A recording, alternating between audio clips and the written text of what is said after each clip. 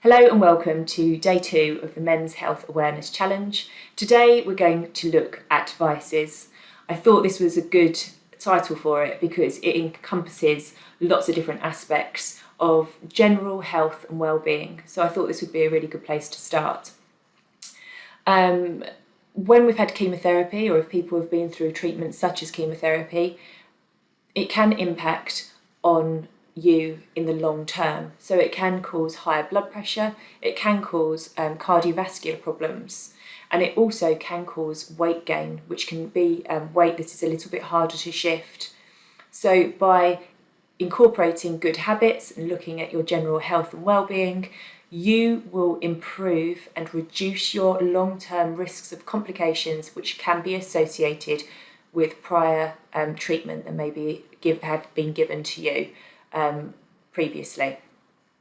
So the first thing I think we should focus on, and is something that people are often, when they've had cancer treatment, are very focused on, and that will be their diet.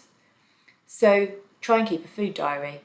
A food diary is a fantastic thing to do because it's really easy to forget what we actually put in our mouths and what we don't put in our mouths. So we can all think that we actually have quite a healthy lifestyle and quite a healthy diet.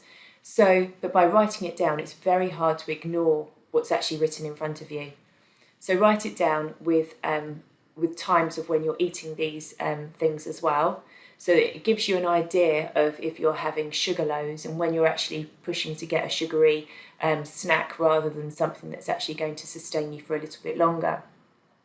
Also look at your the nutrients that you're getting in and what you're eating on each of your plates. So it may be that actually you notice that you might be eating a lot of green food or a lot of beige food, but if you're trying to eat a rainbow every day, then you are more likely to be getting a good nutritional intake that will be suitable to looking after your body and making sure that you're getting the vitamins and minerals that you require for good health.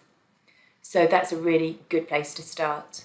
Increasing your water intake, so trying to drink at least 2 litres of water a day, or at least increasing what you're drinking, and monitoring what you're drinking, again, is very sensible. It can help with your concentration, it can help with lots of different aspects of your with your body, so in terms of constipation and your general overall health will be improved if you're drinking plenty of water. Cutting out alcohol, again, is useful because it is full of calories, but it also impacts on your sleep, and sleep is something that we're going to be talking about later on. All of these things pushed together can actually help reduce your weight as well. So if you're looking at your diet and you're trying to eat more healthily and you're trying to cut out snacks or eat healthier snacks, again, you will notice a reduction in your weight, which is really beneficial, as I said, in terms of the weight gain that you can experience post-treatment. And finally, the other vice that goes hand in hand with good health is to reduce or cut out your tobacco intake or use. If you reduce the amount of tobacco you're using, you will be healthier, you'll be fitter, and also if you then go on to require more treatment, you will cope with your treatment a lot better. People that generally feel healthier will also have a healthier mindset because the two come together. So a healthier body often reflects a healthier mind.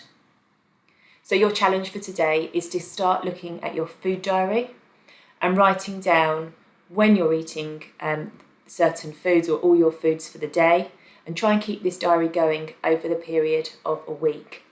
Look back on it at the end of the week and see what you can change. It doesn't have to be all done at once. It can just be small changes that you can incorporate into your diet. So it may be that you notice that you're not eating a varied number of vegetables. So it might be that you want to input like 1 additional vegetable per day onto your plate to increase your vegetable intake. It might be that instead of going for a sugary snack, that you opt for something a bit more sensible, like an apple or something else. You might want to increase your whole foods. So instead of looking at refined foods, going for the more wholemeal options, which again would be a good basis to a food change that you would be adding to your diet, or increase the amount of water you're taking.